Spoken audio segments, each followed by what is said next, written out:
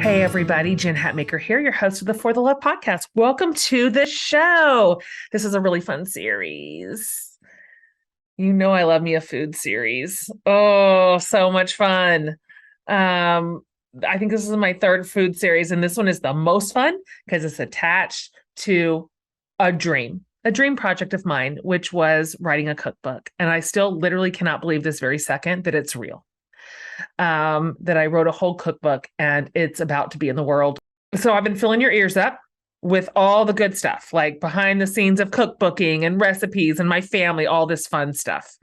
And today is no exception. Oh, you guys, if you know, you know, I'm excited for you because I have an incredible guest today. She is absolutely beloved. Most of you follow her.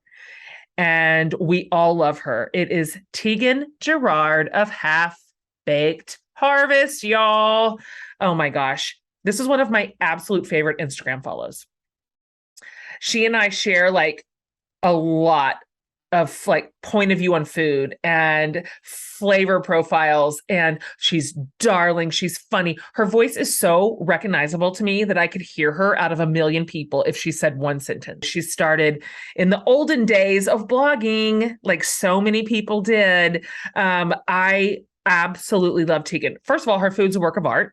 Her pictures make me drool every single time. And we're going to talk a lot about that because she doesn't just develop her recipes and cook them. She styles them and shoots them. She is kind of like just an absolute like triple threat. If you haven't followed her, you're welcome for this introduction. You're going to be so happy. She is just absolutely incredible. Her talent is unparalleled, but elevated and somehow still simple. Like you can do it all. It's all attainable, even for people who burn water. Her charming little mountain life has endeared her to just millions of followers. And you know we love a self-made woman over here on For the Love. And she started young. Wait till you hear this. She's been busting her behind for 9 or 10 years. She's gone all the way from a little blog to #1 on the New York Times bestseller list. She's not even in her 30s yet.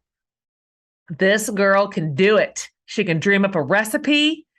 She can make it gorgeous. She can make it accessible. And she make every single one of us fall in love with her. You're going to love this conversation. She is darling. I'm so happy to have met her. I'm so pleased to share my conversation with the wonderful Tegan Gerard of Half Baked Harvest. Tegan, I am literally so happy to see you and to meet you. I love you. I adore you. Thank you for coming on the show. I am so excited to be here. You're amazing. So I'm happy. It'll be fun. Okay. I've told my listeners a little bit about you for those of them who didn't know you, but I wonder if you wouldn't mind just for a second before we drill down into some stuff. Can you, I love talking to cooks. I love talking to people who love food and kitchen. I do too, but I came to it late. Like I came to cooking as a grown adult. I had never seen a piece of garlic in the wild. Like I was self-taught in my 30s. And so what did this look like for you? I know you've written about this plenty, but can you give us a picture of how things got started for you from the beginning? Like when did you learn to cook? Why did you learn to cook? What were the influences on you when you were younger? Because you're still young. And here you are with this huge, incredible career. Incredible. Thank Love you. it. Yeah. So, I mean, I did start young. Like I said, I am one of 8. And my childhood was chaotic. I mean, I grew up with 5 brothers, actually. So I was the only girl until my little sister was born, and I was 15 at the time when she was born. So for 15 years, the only girl with, 5 brothers. It was great. And I loved it. I loved growing up with 5 brothers. Like, I think growing up with sisters would be really competitive. I don't know how people do that. So that was all really great. But like, my dad worked 9 to 5, and then my mom was a stay-at-home mom, but she's just like always busy, that woman. And she's always busy, always doing something, always working on something for someone. Like, she's a busy woman. And she was then too. And like, so she was busy managing all of her children, driving around, doing all the things that moms do. And then, but she also didn't love to cook. So my Yeah. dad, so she loved to bake, but she did not love to cook. Okay. So the thing was that like my dad would do dinner, my mom would do the baking. So we always had dessert on the table before we had uh, Ha. dinner, like even Uh-huh. if there was even a thought. And so, I mean, so that was kind of the case. My dad would work 9 to 5, and then after work, he would go and he would go to the gym. And so Yeah. he wouldn't get home until like 8 o'clock, and we were eating Yeah. dinner most of the time at like 9 o'clock. Yeah. And we've always eaten late as a family, 9:30, 10, totally normal for us. Hmm. Um, but I think after school, I was just bored and I was like, one, I'm tired of tacos, chicken and rice, and the Uh-huh. same old. Uh-huh. And I've always been a creative person, never liked school, but loved to Hmm. use my hands, put things Yeah. together, make things look pretty. And I guess a little bit of a people pleaser in a way too. Hmm. So I just started cooking. I just like, Hmm. I don't know, I just started cooking, didn't think anything of it. Yeah. Um, I think I really enjoy being able to make people happy through that. Like Yeah. it was super easy for me to do. And I kind of fed off of like, it was just a way that like I was needed. And I think I Yeah. really liked that. And I just kept going with it all throughout. So I think I started in like maybe sixth grade or so. And then all throughout middle school and high Yeah. school, I really just kept cooking, didn't think anything of it. Always said that I really want to go into fashion. I love Hmm. clothes. I want to be a stylist. I want to go live in LA, the whole shebang, you know, Okay. every teenage girl's dream, right? Yeah. And I did that and I Hmm. went and I moved to LA, was in LA for 3 months, was going to go to school at the Fashion Institute of Design Yep. and Merchandising, um, and got a job and like all the things. And I was there for 3 months and I was like, no, I'm Hmm. not fit for LA. I was also 18. So probably Yeah. for some people and other people, definitely not. But like for some people, it was just too young for me. It was the first time I'd been out of the house, like kind of all of the things. And they all hit me Totally. all at once. And I was like, nope, I'm Yep. going home. And it was really my mom. So much of my everything is to my mom because she's always been an out of the box thinker. She never pushed us to do things in like the traditional way, which is funny because her family is very traditional and like Sure. us we moved from Ohio to Hmm. Colorado. That was a big deal. Nobody had moved away from, none of the family Ah. had moved away from Yeah. Ohio. And like she's like a little bit rebellious, I guess. Yeah. And she never pushed us, and my dad too, but he just kind of like goes with the flow. She never pushed us to like do anything in a very traditional way. Okay. And I guess at some point I had started reading food blogs, right? Yeah. And like, you should just start a food blog. And I was like, okay. And we And did what it year was that? What year did the food blog start? 2012. We're Yeah. going on 10 years, which is Yeah. just Yeah. crazy. That was that kind of like front edge of blogging. That was like the golden years of Yes. food blogging and all of it, really. And so, I mean, It you was caught lightning in a bottle. it was a really good time. I mean, like that was back when Twitter was really big, like before That's right. Instagram, right before Instagram got really big. Yeah. And so yeah, that's when I started, which was like you said, the golden time. And I literally, from the day that I put up that first post, I never stopped. Yeah. There was a post 6 days a week following that, and the momentum and the blanking on the word, but the Uh-huh. consistency, I Yeah. think really all was in my favor. I was lucky enough to have the time to be able to be living at home, and have, the means of my family to support me while building this. So it was really like, it was just all of the things really worked, which was amazing, obviously. But I Hmm. mean, we worked very hard on it. And, Oh, yeah. 10 years later, now I'm here. But like, yeah, so that's how I got started. Gosh, that was like I didn't stop talking there for like, No, I love it. I'm so fascinated. I love your origin story. I there's so many things that you just said that I'm obsessed with, uh-huh. including the fact that I love that your mom, particularly, but your parents together let you take an untraditional path. Not just let you, I mean, you're grown, you can make your choices, but blessed Right. it and Yeah. like supported it. Like, I think come it's home. really hard for people, that have very traditional sets of parents that are like, nope, you got to go to college, you got to do the whole Sure. 4 year thing. Like, I was lucky enough that I was really able to start working right out of school. I mean, It was incredible. So, and I graduated you, early from high uh-huh. school. Oh And yeah. the way that I had done it was that I took college courses at the same time. So I actually graduated with an associate's degree. So technically I do have 2 years of college. Ma'am, that counts. If Yes. you have an associate's degree, the word degree is in there, and that counts. Okay. I also love that you had a chance to learn in a kind of low stakes way. That's what blogging was. It was low stakes. If something didn't work, okay. Like if one recipe went sideways, but who cares? I mean, I had nothing to lose. Like I just had nothing. actually, and like, oh my gosh, I wish I had that mentality now where I stopped. Yeah, I wasn't overthinking. I was just like, oh, totally. my mom's reading this. For sure. For sure. Like, and I don't even know if you had any concept. There's just no way that you could have had a concept back then about what you would build, right? I mean, like where you're at today probably just didn't even, I don't even know if you could have had the imagination for it back then. Oh no. I mean, like, and people also weren't like, there weren't influencers. Like this You're wasn't a right. thing yet. Like people were on Twitter and like it just wasn't really a thing yet. We still had the industry or whatever you want to call it, the business had so much growth in the last 10 years and That's even in right. the last 3 years. Like it's just totally changed from, Absolutely. yeah. Like you rode this really interesting wave that we probably won't see exactly repeated. Like we're not going to see that exact thing happen from like blogging to the dawn of really a new social media age to where we are now. Like that's the exact wave you got. And it's so awesome. It's incredible to watch, incredible to look at. What a good way to learn.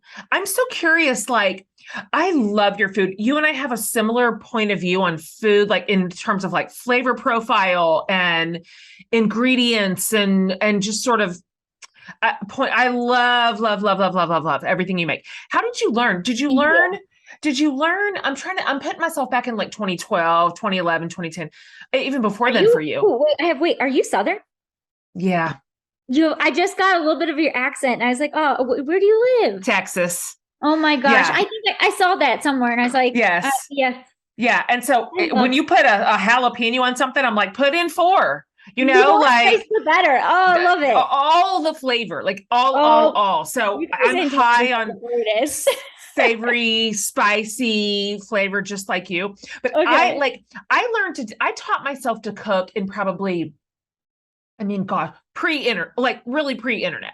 So I taught myself to cook from cooking shows. This was like in the 2000s, like the Food Network cooking shows, like Paula Deen and like the Neelys, like old school. Like, yeah, like I did Rachel Ray 30-minute meals. That was kind of mine. Rachel Ray and cookbooks. And so that's sort of how I learned. Did you have like favorite either cooks or cookbooks or shows or sites that you were like, these are my teachers. This is my culinary school? Well, it's really interesting because to your point, like even in 2012, like well, not really 2012, honestly, but like before then, before the website, like the cooking shows were big. Rachel Ray was really, honestly though, like I just did Rachel Ray 30-minute meals. Yeah. That was kind of like my thing. I would watch that a lot. And then I would just Google stuff. Like I was a Googler. And I couldn't really follow any recipes. Like I would take the recipe. So my thing, the way that I taught myself to cook really was that I would take a recipe and most of the time I really wouldn't have a lot of the ingredients because I was, how old are you in 6th grade? I don't know. Right. You're 11. I wasn't driving, I wasn't getting myself to the store. My parents did weekly or maybe like twice weekly grocery store trips. So like I had no control over what they were getting. Of course. I was pulling from what my dad had in the kitchen and trying to make it work. So if a recipe and I didn't know, so it's really funny. Like I didn't know like, oh, just because I don't know like what a good example is, but like just because an ingredient swap. Like I didn't know like, oh, well, this Totally. is not really the same thing. Like this doesn't actually like this probably wouldn't work. Same at the But I just beginning. did it. I was like, well, this is what I have. So I Yeah. don't know. Like, can I use polenta for rice? I don't know, you know? And so I just did things like that. And I really learned so much through that. And I got different flavors. I got different textures. I got different, like all kinds of things just because I was just like using what I had.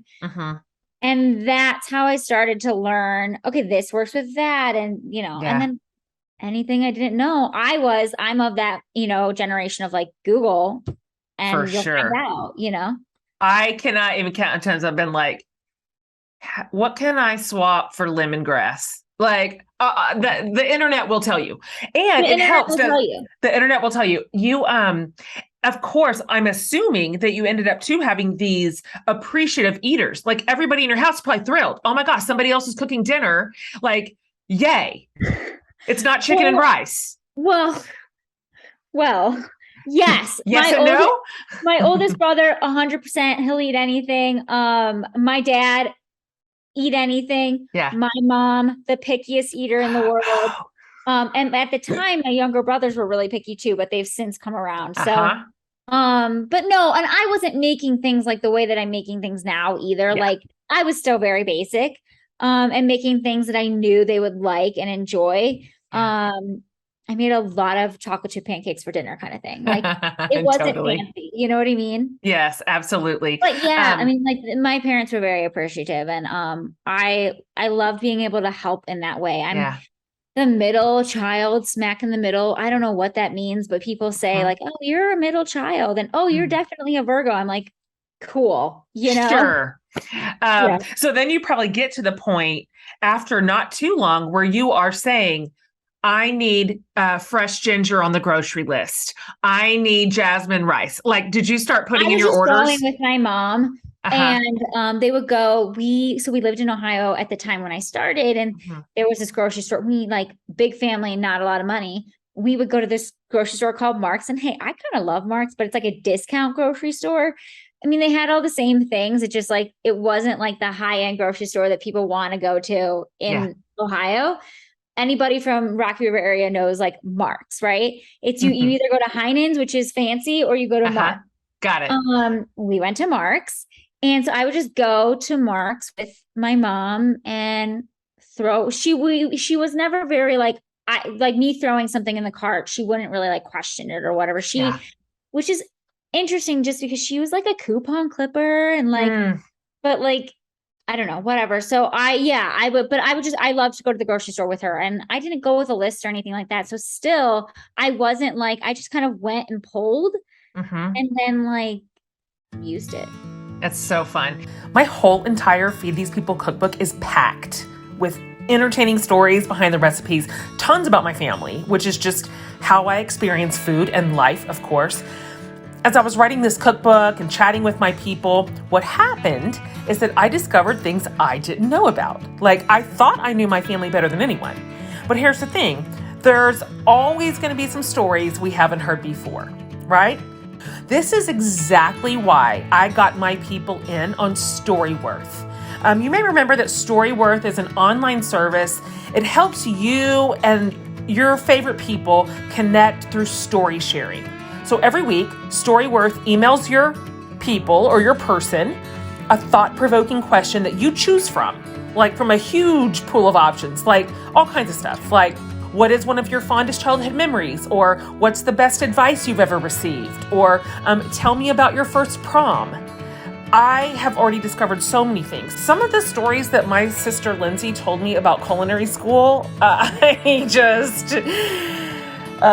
worth hearing and remembering. After a year, Storyworth then compiles all those questions and answers and stories, including photos that your person is able to upload into this beautiful keepsake book that the whole family can share literally forever. And it's so special. I am obsessed. I am looking right this second at the one that my mom did. For a whole year, I learned so much about my mom that I'd never even heard. So get to know your loved ones better and preserve those special moments forever with Storyworth. So right now, for a limited time, you can save $10 on your first purchase when you go to storyworth.com/forthelove. That's STORYWORTH.com/forthelove to save $10 on your first purchase. Storyworth.com/forthelove. You guys, I did a thing. I wrote a cookbook, and it's called Feed These People. And her big debut is coming in hot soon. I am so damn excited to put this cookbook in your hands. I literally cannot wait. Writing this cookbook's the most fun I've ever had. Literally a dream come true for me. You know I love sharing my adoration of cooking and food with all of you. And this cookbook is the cream of the crop. Like my absolute best favorite sure thing recipes. We have cookbook sections like food for breakfast or brunch so you can drink, food for your picky spouse or spawn, food when you have no more dams to give. I mean, it's real food for real people with recipes like Texas migas and green chili taco cups. One that I titled risotto with whatever you have, peach corn cakes. It just goes on and on and on and on. So much. And you better believe there's a picture for every single recipe because that's the unspoken rule of cookbooks for me. I eat and I love, and you should too. This is a win-win for all of us. Y'all, Feed These People is coming in hot October 18th. But you can pre-order it if you're extra and want all the extra pre-order goodies. Oh, we've got a whole pile for you, like freebie recipes, cooking videos, shopping lists, virtual showcase with some of the best, like most amazing women in the world that you love, and more, all the good stuff. Head over to jenhatmaker.com/feed these people to get in on this. So that's jenhatmaker.com/feed these people. Now, what I 100% want everybody to know about you, because this is not always the case with people who have careers like yours inside food, is that you do it all. And now you can tell me right now, like, well, I did, and now I have help. But you have built your whole space by not only developing your own recipes, which you do, but you style them, which is a whole deal. That's its own genre. Food styling is its own thing. Photography, that is its own thing. Like, you can be a great cook and have absolutely no idea how to do those two things. But you do it all. And all this videoing that you do, the voiceovers, it is a ton of work, just an absolute ton. And so you're kind of like a quadruple threat. What did you have to teach yourself those other pieces too? I mean, you said you've always been creative. You love putting beautiful things together. You were heading into fashion. So I can kind of see your gifts, like just you turn them toward cooking instead of fashion. But I mean, that does not mean you're going to be good at all of that. And you're good at all of that. Like, which was the steepest learning curve for you? Yeah. So it's really, so this is the thing that I think that kind of like is really different about me. I actually think that I know now I enjoy the styling piece of it more than I enjoy the cooking.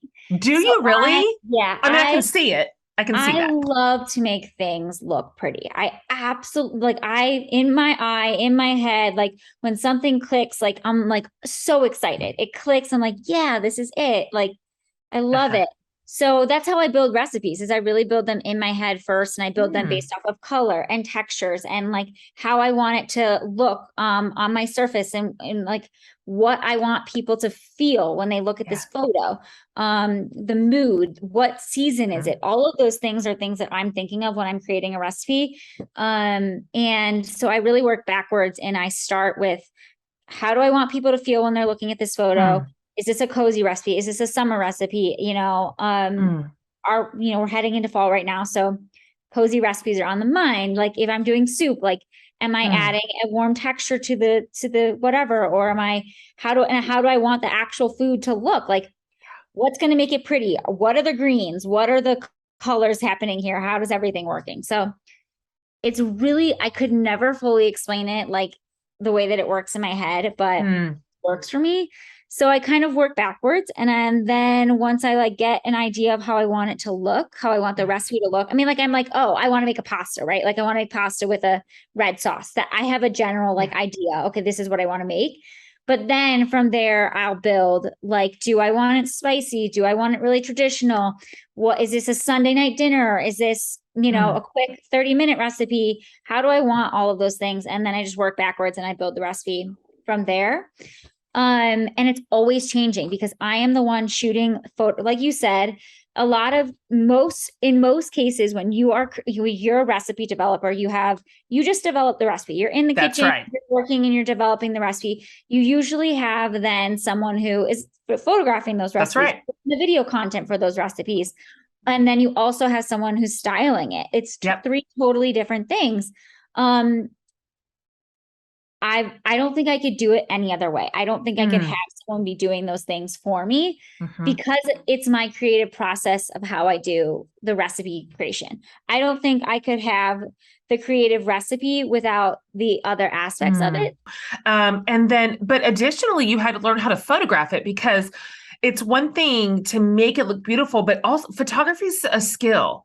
And so I guess you just added that on to your Googling. Like, I'll just learn how to photograph. I'll get an expensive ass camera and I will figure out how to take beautiful pictures. Yes. But also my younger brother, Malachi, has always been into videography and photography. And so I bought my first, made me buy it. I bought from him. Yeah. I bought my first camera off of him. It was like a Canon something. I don't know. I am not a photographer, you guys. I'm not a photographer. I know how to shoot food. I know how to use my camera. I know how to set the settings to shoot food. Don't ask me to shoot anything else. Okay. Okay. That's it. Yeah. No. Otherwise I'm good at styling. I'm good at putting the things together, but like the photography piece of it, like I would never call myself a photographer. I go to my brother for everything. This isn't working. How do I do this? And I still do to this day, or I Google it. But I taught myself photography. I mean, I had to teach myself the basics. I had to teach myself, composition, within photography. There is certain things that you kind of like, there's a rule of 3 and it works. Like you do things in a certain way. Like I read some books and I definitely Googled a lot, back in the day.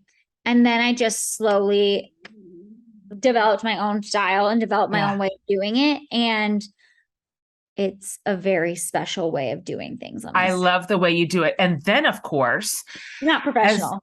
As your career continues to arc, and then even platforms are changing, you need to, at that point, move into videoing, which that is a thing that you have now. And you've got your voiceovers, like your voice is so recognizable to me that I could hear it. If 1 million people were talking at once, I could separate your voice from the pack, because I watch your video. I follow you on social media. And so then you're adding that to, it's just a lot. Like anybody who has the audacity to think, wow, this is kind of like a hobby and it just gets to be like a job. I'm like, this is so full-time.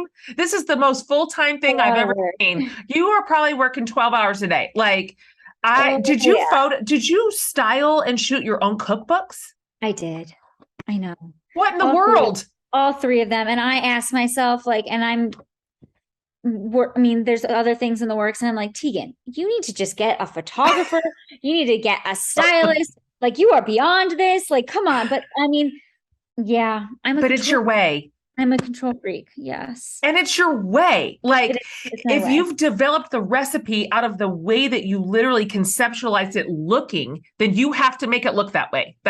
Nobody else can read your mind. And so that is your special way. I'm really bad at telling people what's in my mind. I'm just like, I need it to be a certain way. So anyways. Well, let me ask you this, because you obviously wouldn't say this yourself. So I will say it for you. I mean, not only do you have millions of fans and followers, but you went number 1 on the New York Times bestseller list. It's so rare. That is such rare air. Just not common. It's a teeny percentage of all people who ever write a word in any genre. And so it's 22, I think we're going on like 22 weeks of being on the list. And I'm just like, okay, I don't It's know why. incredible. I don't know why. It's incredible. That is incredible. And I hope that you have the capacity to like take that in and be like proud of that because you worked hard for that and you built it. That's not overnight. You did not overnight success yourself there. That was grind, blog, day in, day out, 6 days a week, nonstop. Like you earned that. That is very sweet of you. It's not sweet. It's what you did. You earned it. And it's weird because in today's age, there's this idea, I think, out there that's of this kind of this spiking success. Like just all of a sudden TikTok makes you famous, right? Or you just say one funny thing online and you should have 2 million followers the next day or whatever it is. But controversial thing. You never know what it is. No, but those are all flash in the pan. That's not anything that's been built. You built this. And so I wonder for you, having amassed such not just success, but this huge following, that's a lot of watching eyes, that's a lot of listening ears. How has that felt to you? Has it changed the way that maybe you approach cooking? Because it's good and bad. It's good and bad. Like success is great because it frees you up to do more of what you love. And that's wonderful. And also, or less. And so I'm curious what it feels like now versus 10 years ago. Yeah. So yeah, I mean, I love that you brought this up because I do think in today's day and age, there's just like this instance, especially, and no, I am not putting any shame on TikTokers, like all the greatness to you guys. Yes. But like, the overnight success, to me, I ask myself a lot, well, where's the longevity in that? Yeah. You haven't built your audience up. You haven't built the community. You haven't built the trust with them. You haven't, there's so many things that I've taken 10 years. People have watched me grow up from the age of 18 to 28, like they literally watched me grow up.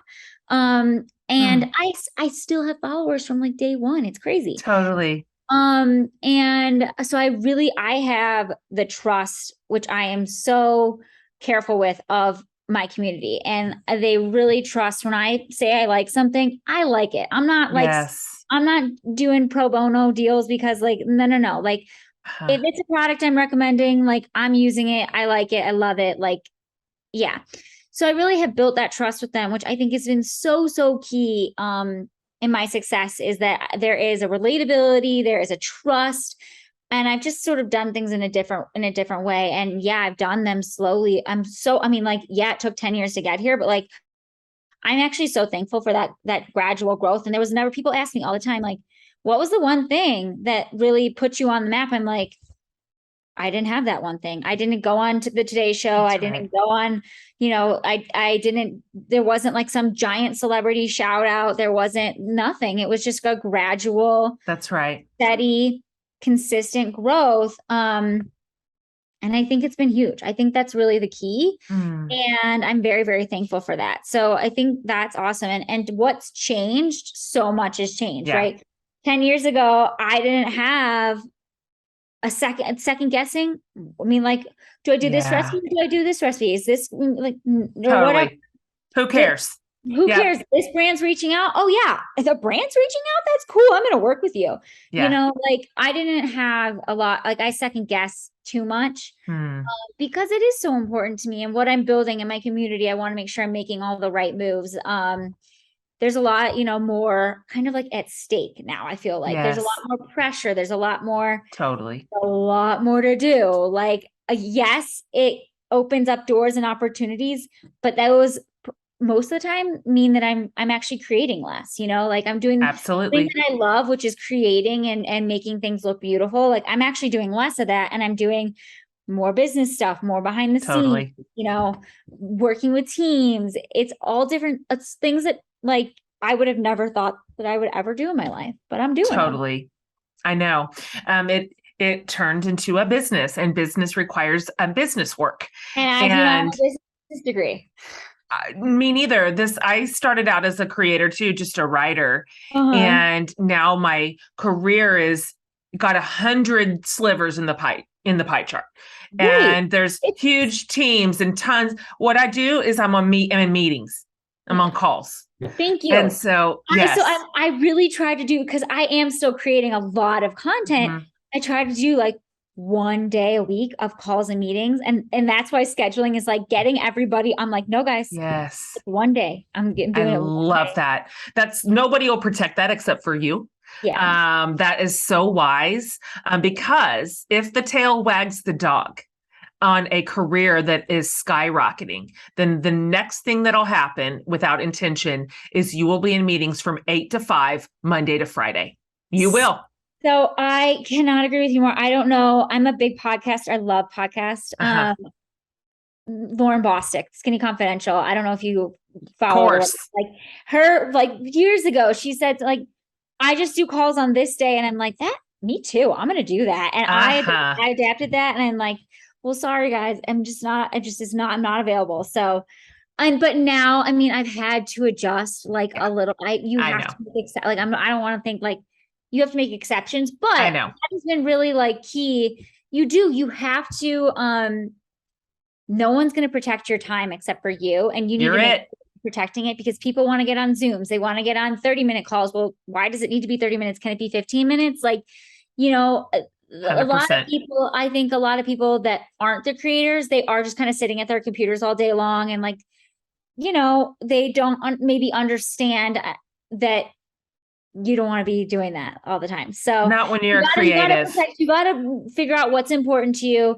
And to me, creating the content and interacting with my community and all of those things are the things that really build my business at the end of the day. So yeah.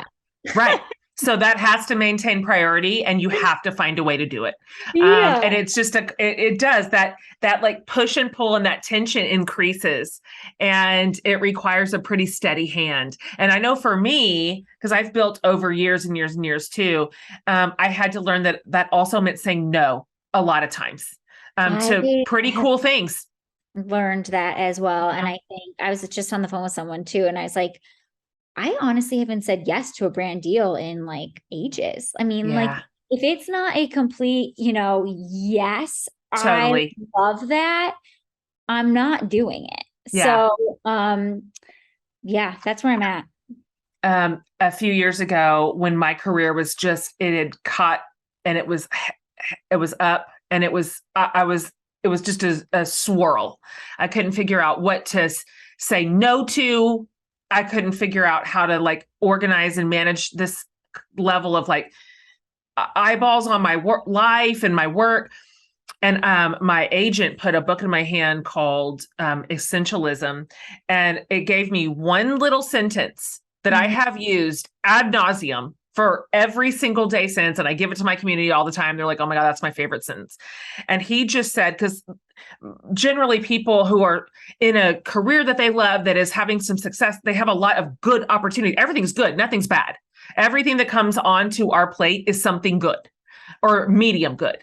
And so he said, that's where it gets hard to suss out. And he said, use this when you're assessing any opportunity. If it's not a hell yes, it's a no. That's it. And I just think it's the greatest piece of advice. Yes. And I think because you know what, though, I think that the things that, even if it's like a good thing that you like, but it's taking up time that you don't really want to be doing it, it can be a bad thing. Like, at the end of the day, like if you're not happy, if you're not creating what you want to create, that's right. And your audience is going to, somehow you got to be doing everything that you love and want to be doing, and not anything else. That's right. Because time is, my God, time. Can we just have more hours in the day? Like time is the most valued thing. So like, that's right. You need to like protect it. Yeah. That's exactly right. Okay. I'm trying. It's hard. It's really difficult. Hard. It's so hard. But what I have learned, because I've done it the wrong way and the right way, is that even if you just get like 1 degree off the course that you love, just one, it seems close. It's close-ish. It's ancillary. You're 1 degree off and you said yes.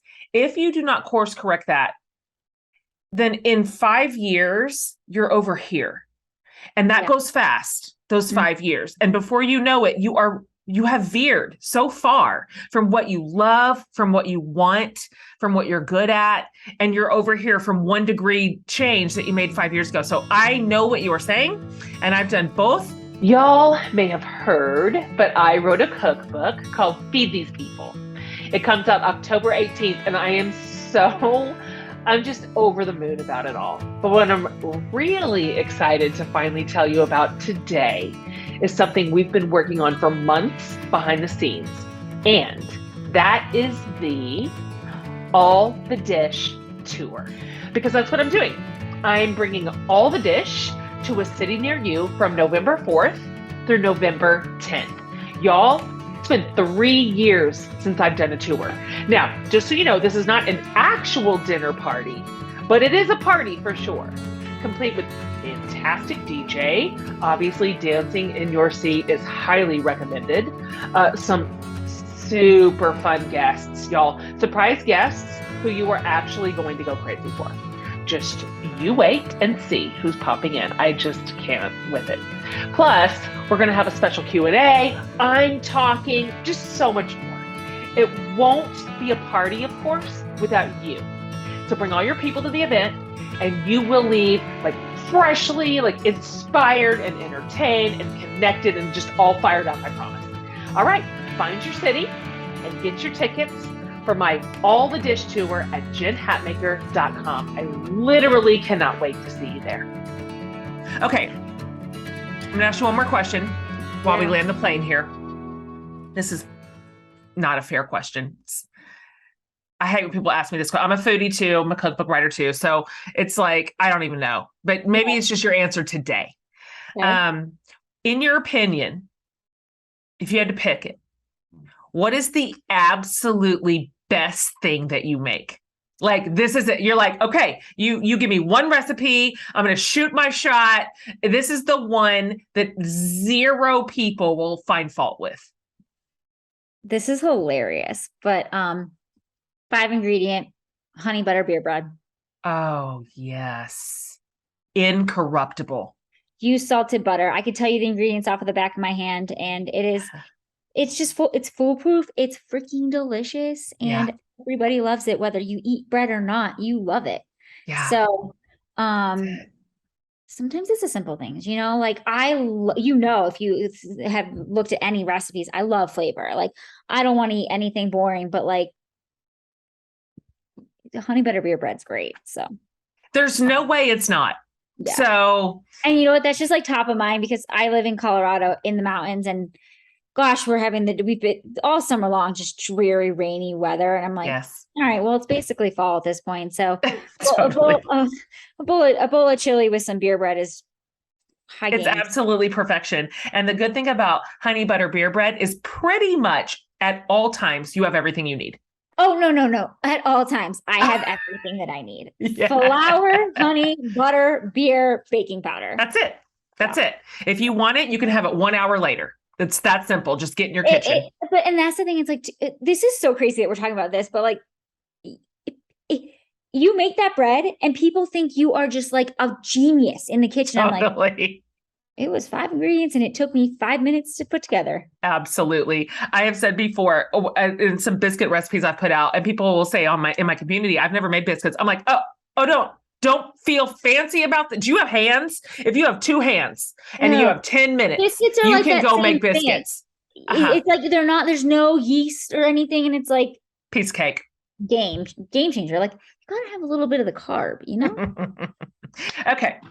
Well, you just tell like my community 2 things. Number 1, if they are not already, they will be after this, where to find you online. But also, what are you working on? I know you're working on something. Okay, so 1, you guys can find me at halfbakedharvest.com, and then all of my social platforms are linked there, but everything's pretty much Half Baked Harvest. Yeah. Or Tegan Gerard, but Instagram is Half Baked Harvest, and we're on all the things, TikTok, Twitter, all the things, Pinterest. But really just go to the site, halfbakedharvest.com. And we're working on so much. I've never felt more excited, actually. So we're some product development, TV, all different kinds of things. Yes. In the works, more cookbooks, like everything that. It's great. some fashion stuff, like all really amazing things. So I'm excited. That's great. Yeah. That's great. I'm so excited for you. I don't know what the TV is going to be. I don't know what the product's going to be, but I'm going to watch it and I'm going to buy it and I'm going to cook it. So I am thrilled for you. Like, it's so exciting. You have so much pavement in front of you. So many places to go and explore and new things to develop. It's so fun. I hope it stays fun for you. I'm trying to keep it that way, you know? Yeah, only do the things you love. Like we said, only do the things that you love. Do what you love. Okay, Tegan, great to meet you. Thank you so much. This was so much fun. Absolutely. Have a great day. Yeah, you guys as well. All right, you guys, what did I tell you? Charming, funny, smart, hard worker. I love this girl. I'm proud of her and I'm happy for her. I love the success that she has experienced. I love the hard work she put into it. She just built it like one day at a time. And I'm impressed. And I learned a lot from her today. If you haven't already, it's time to go smash that follow button on all of Tegan's spaces. If you go to jenhatmaker.com under the podcast tab, we'll have this whole episode.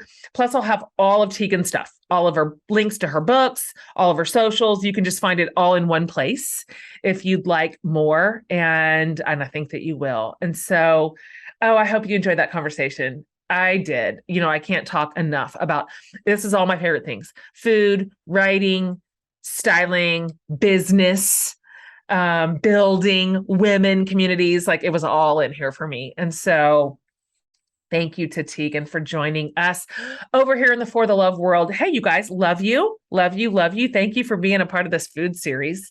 Thanks for being excited with me and for me. You're just the best. This is the best community ever. We love you, love you, love you. And we'll see you next week.